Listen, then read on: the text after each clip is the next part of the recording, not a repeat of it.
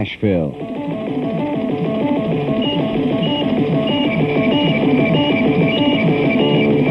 This is NBC Nightly News, Wednesday, February 23rd, with John Chancellor and David Brinkley reporting from the NBC News Center in New York. Good evening.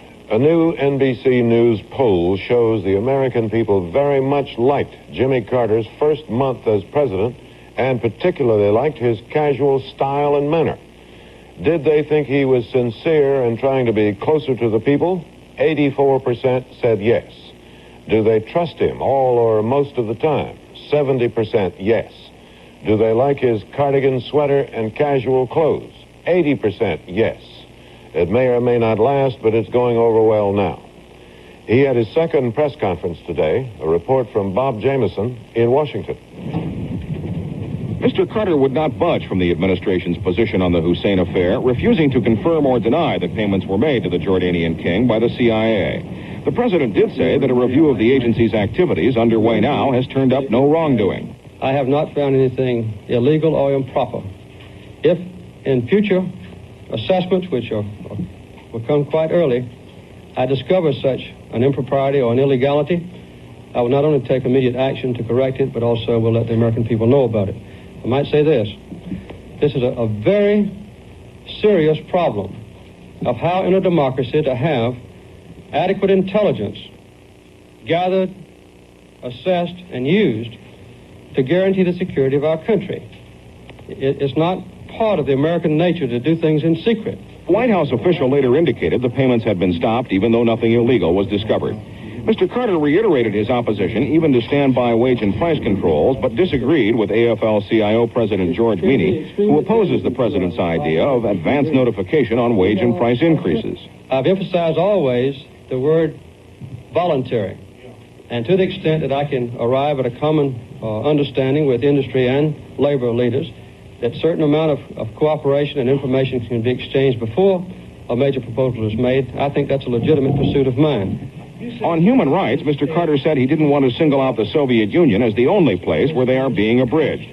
He criticized Uganda, saying actions there have disgusted the entire civilized world, and added that there are problems even in this country. We are ourselves culpable in some ways for not giving people adequate right to move around our country, for restricting unnecessarily, in my opinion, visitation to this country by those who disagree with us politically. The president also said today that it is obvious some natural gas is being withheld from the market. But Mr. Carter added that if he were running an oil company, he would reserve the right to hold some supplies back. Mr. Carter also confirmed today that he took a speed reading class at the White House last night with members of his family and staff, and that he was only the second fastest reader. Aide Jack Watson was the first. Bob Jameson, NBC News at the White House. The president also said that he might stop the B-1 bomber program if the Russians demonstrate what he called a commitment to disarmament. And he said he still believes that a savings can be made in the defense budget of $5 to $7 billion, but not right away. Arthur Burns, the chairman of the Federal Reserve Board, said today he thinks that Mr. Carter's additions to the federal budget could push inflation this year above the 5 to 6% rate. Burns also said he is not in favor now of the president's plan to have unions and businesses notify the government in advance of wage and price increases. David? Other news coming along. The Israelis have a sort of political convention without balloons, confetti, or plastic horns.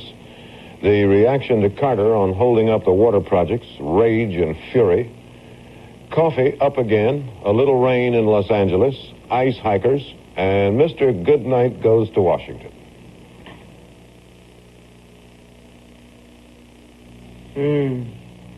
Feels sensational. Rose milk skincare cream. Rose milk isn't just for hands, you know. Feels absolutely sensational on legs, arms, everywhere. I practically bathe in it. Rose milk never leaves my skin feeling greasy or sticky. Just soft and smooth like rose petals. After your next bath or shower, use rose milk skincare cream all over. You can really feel the difference. Sensational. Boy, could I go for a big breakfast with sausage? What about our diet? Sausage is one of the things we're cutting down on. Many doctors advise a diet that restricts fats and cholesterol, and many people come to Morningstar Farms for a delicious part of that diet, like breakfast links and patties with no cholesterol, no animal fat. Tasty additions to the total dietary program many doctors recommend. Hey, this diet is Pretty good, huh? Yeah. Morningstar Farms. Good food for thought. President Idi Amin of Uganda called in reporters today and made the astounding assertion that a plot against his regime, which he claims to have crushed, was to have ended with an airborne operation involving paratroopers from the United States, Britain, or Israel.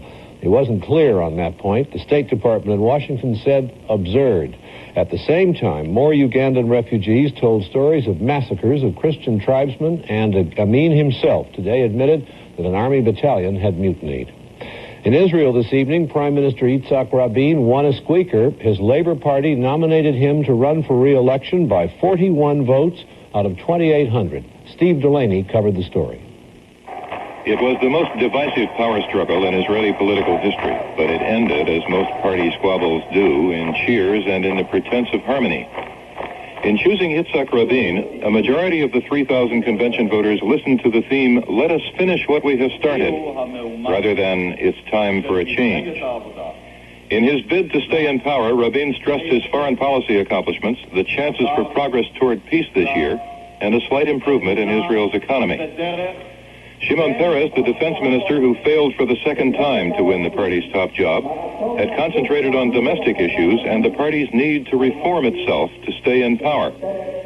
But the Labor Party's old guard opposed Peres, and an affiliated faction threatened to leave the governing alignment if he were selected. Rabin's win was a narrow one and leaves a lot of questions unanswered. Among them, what happens to Peres, who's just demonstrated a strong following within the party ranks.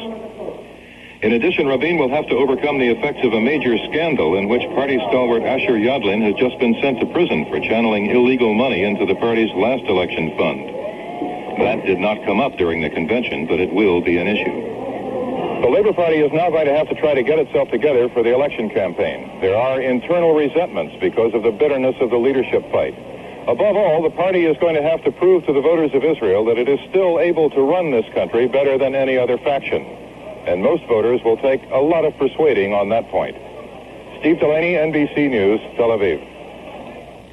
Premier Ian Smith of Rhodesia announced some reforms under pressure. Farmland, now held exclusively by whites, will be open to ownership by blacks. Some city neighborhoods, now all white, will accept some black residents. All hotels and bars will be open to black customers.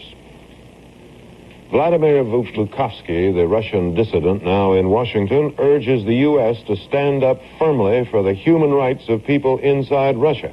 Here is Richard Valeriani. Vuklukovsky, who was 34, spent 12 years in Soviet prisons for his civil rights activities. He told a joint congressional commission on the Helsinki Agreement that the Soviet Union had no intention of living up to its international obligations on civil liberties, and he urged the West to make progress on human rights a condition for trading with the Russians. He also appealed to the West to maintain a steadfast and consistent policy on human rights. I should like to issue a very serious warning. Western public opinion, parliaments and governments must have patience. The West is too impatient. After some attempts which have brought no results, you easily let your arms droop and you despair. And the Soviet Union, knowing the West, certainly banks on such a reaction. And as recent arrests have shown, will stick to a hard line. Vuklukovsky has an appointment to see Vice President Mondale at the White House next Tuesday, and he may also see President Carter as well. Richard Valeriani, NBC News, Washington. Andrei Amalrik, the exiled Soviet dissident, was in Paris today with a picket sign which read, "Demand application of the Helsinki Accords on human rights." He was angry because the president of France, Valéry Giscard d'Estaing, wouldn't meet with him, and he carried his sign to the street outside Giscard's office. The gendarmes were called, and he spent a while at the police station before he was released. He said the cops in Paris were completely comparable, in his view, to the cops in Moscow. I hate oven cleaning. Can't somebody make it easier without all these fumes? Get new, improved Easy Off. Now with less fumes? Right. Cleans easier, better than any leading brand. Now without all those fumes. Oven tests using U.S. government soil prove it. Even after 8 hours, the number 2 brand still leaves soil. Easy Off cleans easier, better. Wipes clean fast. Easy Off cleans easier without all those fumes. New Easy Off cleans easier, better, without all those fumes. Farm service centers like this make a great contribution to the agricultural industry, and U.S. Steel is helping. Our agrochemicals division is a major producer and marketer of fertilizers and agricultural chemicals. With our more than 9,000 independent dealers, we help farmers to analyze soil conditions and suggest ways to produce better crops and bigger yield. Helping farmers produce more, that helps make America work. At United States Steel, we're involved. The Redken experience is a marvelous mixture of science and beauty. It begins with a scientific hair analysis, a shampoo, a great cut styled for you, then a complete makeover with pH Plus conditioning cosmetics. Acid-balanced, protein-enriched professional products, and products to take home. The Redken experience. It starts in the salon and goes on beautifully from there. Start your experience today. General Foods, the country's biggest seller of ground coffee, says even with this high price, it is still losing money, so it'll have to raise the price again. It didn't say how much. It was predictable that when President Carter asked to hold up the federal money for water projects across the country, but mainly in the West, members of Congress would react in anger, outrage, and stupefaction. They did. John Cochran in Washington. Secretary Andrus tried to calm the Interior Committee by saying the president may change his mind after restudying the water projects. But that did not satisfy most of the angry Westerners on the committee, especially Rudd of Arizona. At the time when the West is suffering from acute water shortage, it is difficult, if not impossible, to understand the president's logic. I can only guess that the president and his advisors took a survey of the vote count across the United States and have determined that those states, like Arizona, did not support him and must now be penalized for their political views. And for those that have made the accusation that President Carter is vindictive because he did not get the majority of the votes in that state, take a look at Georgia, the project that's there. Take a look at some of the other projects. Not so, gentlemen. Chairman Mo Udall does not think the president is vindictive, but Udall and most of his committee will vote to restore the money for some and possibly all of the water projects. Some committee members recall that when Richard Nixon was president, Congress often voted money for projects which he did not want, and that Nixon refused to spend the money. The committee tried to get Andrus to promise that President Carter will spend any money voted by Congress. Andrus said President Carter hopes to avoid that kind of confrontation, but he said he could not guarantee what Mr. Carter will do. John Cochran, NBC News, Washington. The Supreme Court today upheld the right of the federal government to set nationwide standards on water pollution. That's a victory for the Environmental Protection Agency and for environmentalists, a defeat for 8 large chemical companies which challenge the government's right to set such standards. The weather was cranky, quirky, and dangerous today. Spring-like in parts of the east, dust storms and winds of near-tornado strength in the Great Plains, snow in the upper Middle West, and some snow and rain in the Northwest and Pacific Coast areas. Don Oliver has more on that story. At last, some new snow in Northern California's mountains. But alas, not enough so far to do much to improve the drought in the state. Normally, there are 88 inches of snowpack up here. This year, only a third of that. It would take 3 solid weeks of snow to bring it up to normal. In San Francisco, some rain the past 2 days, but not enough to produce any runoff to fill reservoirs. They are still thinking of a 25% mandatory cutback by water users here. The rain has given farmers and ranchers in Northern California some hope, not for the future, but for seeds in the ground right now. 0.2 of an inch of rain isn't much, but it may help. The further south you go, the drier it gets. The storms of the past 2 days have barely moistened Southern California's fields. There was perhaps 30 minutes of light rain this morning, and that was it. The forecast, not encouraging. Some rain through tomorrow in California, then another high-pressure system along the coast that will keep the Pacific storms out of the state. Don Oliver, NBC News, Los Angeles. From the time he was caught burglarizing Watergate, E. Howard Hunt has been angry and bitter, feeling he had served his government but had been abandoned when he got into trouble. Today, after serving his prison term, he was let out. Here's Brian Ross. Hunt spent almost 32 months at this federal prison for his role in the Watergate break-in. And the former CIA agent had said he was determined to avoid newsmen when he got out. With the help of prison officials who misled reporters, Hunt succeeded, slipping out a side entrance at 4 o'clock this morning. Traveling under an assumed name and taking 3 planes, Hunt flew to Boston. On the flight from Atlanta, Hunt said he was tired.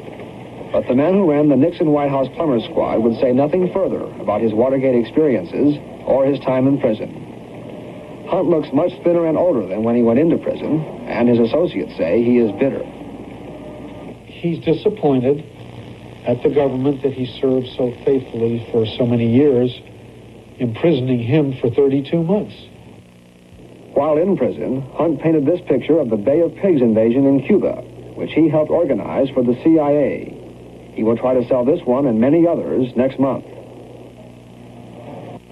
Hunt also plans to write more books and give lectures on college campuses to earn his living now, what his lawyer calls selling the public a piece of Watergate history. Howard Hunt's days of secret trips and assumed names are finally over. Brian Ross, NBC News, Boston. Investigators in the House of Representatives today accused Gulf Oil of failing to deliver natural gas, which had been contracted for, to a pipeline serving 16 states. Gulf said it is not holding back deliberately and rather doing everything humanly possible to get fuel to its customers. David? A report to Congress says if the airlines were not so heavily regulated by federal bureaucracies, their fares could be as much as 50% lower. The Reverend Mr. Bruce Edwards, who resigned as pastor of Jimmy Carter's church in Plains, is among the unemployed. He says now, I have had no offers. Singer Connie Francis was raped in a Howard Johnson motel, sued the management for negligence, said she was too upset to sing for months, and is now settled out of court for $1.5 million.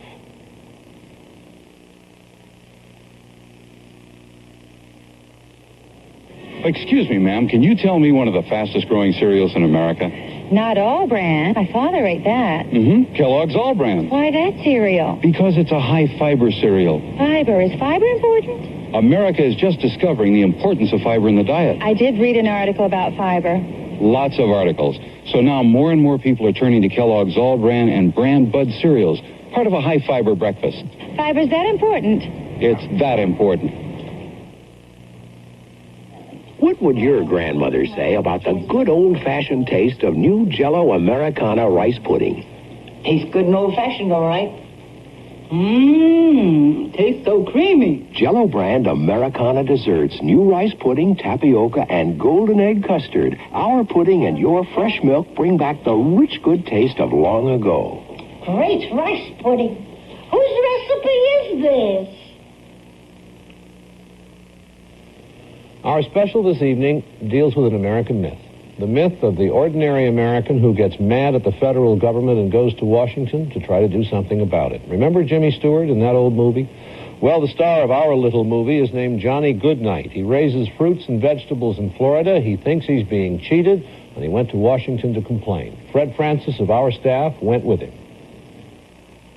Johnny Goodnight was almost wiped out by the freeze. He is $300,000 in debt. The 32-year-old farmer can start a new crop, but he can't get enough migrants to work. Most migrants are at the unemployment office, getting disaster unemployment benefits and refusing to work. Johnny's brother Gary tried to recruit them when they left with their checks. Would you like to work? That's an unemployment check. Well, correct? It's a free money check. I beg your pardon? It's the free money check, is right. The free money check? Yes. Johnny does not blame them. Many need the money. He blames the system. He says the government is handing out free money when there are jobs to be filled, and some who are not farm workers are getting money, and now some labor leaders, angered by his charges, are threatening to keep workers away from his farm. I don't care.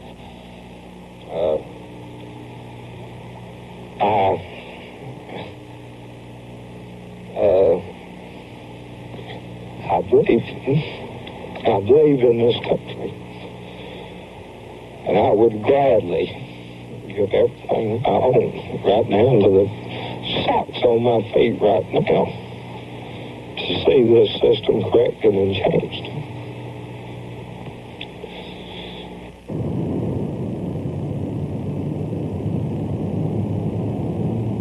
So a determined Johnny Goodnight came to Washington to try to change the system. He wanted to talk to some congressmen on the House Ways and Means Subcommittee and see the sites. I don't know how I got here, but I feel like a fish out of water. I said to myself, or thought to myself, you got a lot of guts, boy, trying to come up here. You probably gonna get shot down, but I still gotta try. Our tax money has been misappropriated and misused, and we've got to come out fighting. I don't want my congressmen working on yesterday's problems. I want them planning for tomorrow's problems, and we don't have that in our government now. We sent President Carter here. We sent him up here as a message that we wanted change. We didn't want things working like they had been working on the Hill, and these people still don't realize it. Johnny did tell his story to some congressmen in a hearing closed to television. He left Washington today, not sure they'd do anything about it, but he is sure this capital will hear more from Johnny Goodnight until the system is changed. Fred Francis, NBC News, Washington. Introducing the amazing Presto Fry Baby. Add just 2 cups of oil, plug it in, and French fry a serving or two in a jiffy or two with your Presto Fry Baby. Wow, this is super French fry. Onion rings. Great shrimp. Wipe the outside clean, unplug, let cool, and snap on the lid to store the oil for the next time. And the next time. And the next time. This is Roman meal, and there's no other bread like it. The recipe for Roman meal is over 60 years old. It calls for the finest whole grains available, milled in a special way to retain the nutrients as well as the natural whole grain flavor. When combined with other ingredients in the exact amount, you get a good-tasting light brown bread with natural whole grain goodness. Roman meal. The Roman Meal Company thought you'd like to know. In the winter of '77, Lake Erie froze from bank to bank and looked as if it were safe to hike across, but it wasn't safe because some of the ice was thin. Nevertheless, some adventurous, careless, or romantic hikers set out to walk across the lake, including Edward Shaw, 72 years old, carrying a walking stick. The Coast Guard urged him to turn back, avoid disaster. A fall through the thin ice would be fatal, they said. He pressed on. He came close to the opposite bank when they picked him up by helicopter, and these were his thoughts. Have you always wanted to walk across the lake? No, I just got an idea and went. When did that idea come to you? How did it come to you? Nobody else did it, I guess. You got to do it. Somebody else. The lake is there. You got to go do it. Did you confide in anyone else? Did you tell them that's what you wanted? No, I told nobody. I told Nicky to tell nobody. That's your nephew? Yeah. I went out in the morning when they were sleeping.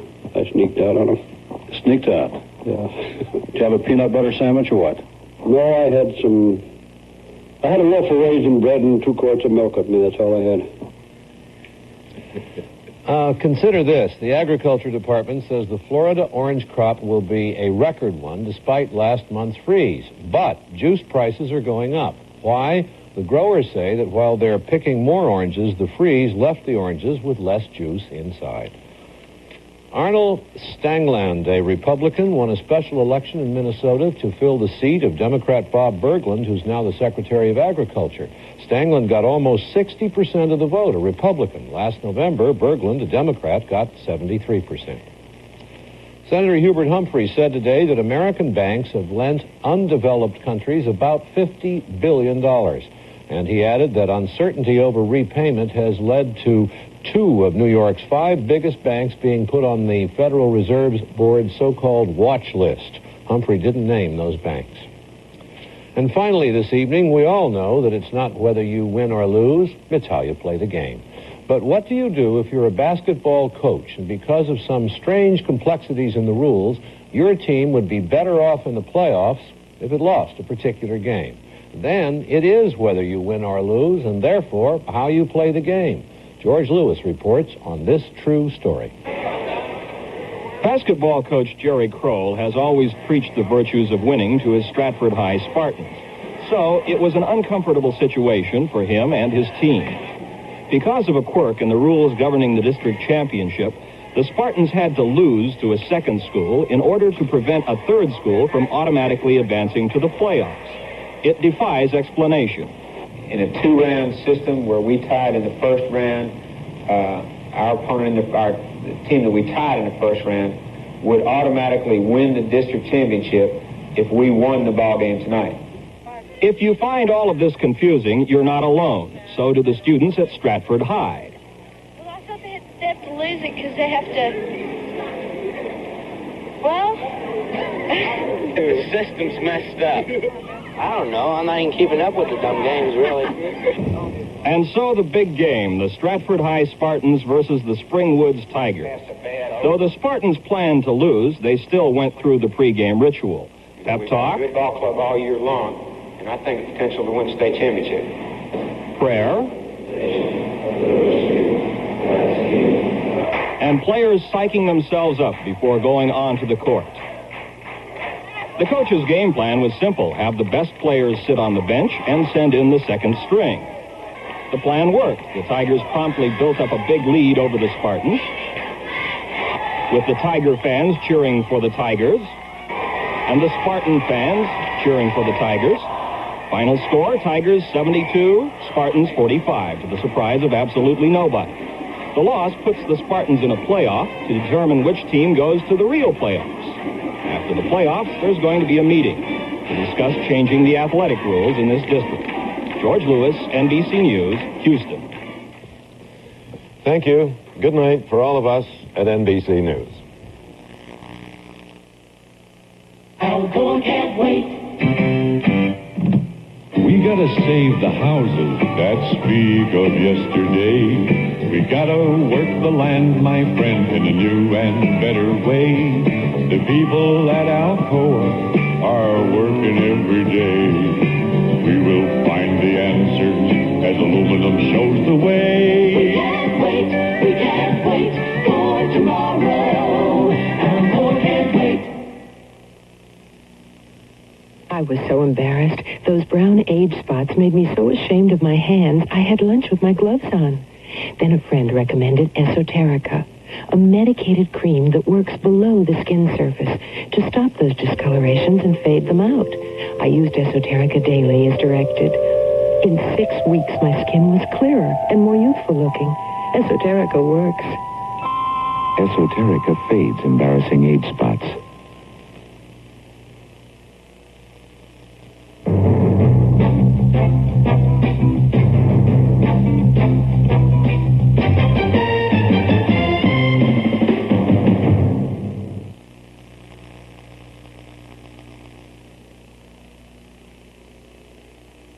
Grizzly Adams comes to the rescue of a stranger in trouble, a new friend with a lot to hide. With Grizzly, he learns how to love and understand the wilderness. Dan Haggerty stars and Ken Berry guest stars in a new and different series, The Life and Times of Grizzly Adams. Tonight at 8, 7 Central and Mountain on NBC. Hi, I'm Jimmy Dean. And right here is a soybean grower's first choice for putting real broadleaf punch into the most popular grass herbicides, and it's Syncor. For the best pre-emergent control you can buy for those mean weeds like cuckleburr, tea-weed, sesbania, that can knock out up to 1/3 of your yield in the first 2 to 6 weeks after planting. So this year, do yourself a favor.